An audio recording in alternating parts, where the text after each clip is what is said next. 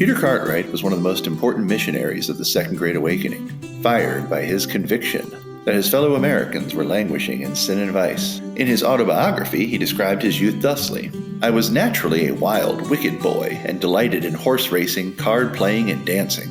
Though my mother often talked to me, wept over me, and prayed for me, and often drew tears from my eyes, yet I broke my vows, went into young company, rode races, played cards, and danced, which well nigh proved my everlasting ruins, and I was a very successful young gambler. And though I was not initiated into the tricks of regular gamblers, yet I was very successful in winning money." He realized that gambling was enslaving him, but he lacked the power of his own will to change. What saved him was the awesome power of Methodism. Quote, "In 1801, when I was in my 16th year, my father, my eldest half-brother, and myself attended a wedding about 5 miles from home, where there was a great deal of drinking and dancing. I began to reflect on the manner in which I had spent the day and evening. I felt guilty and condemned.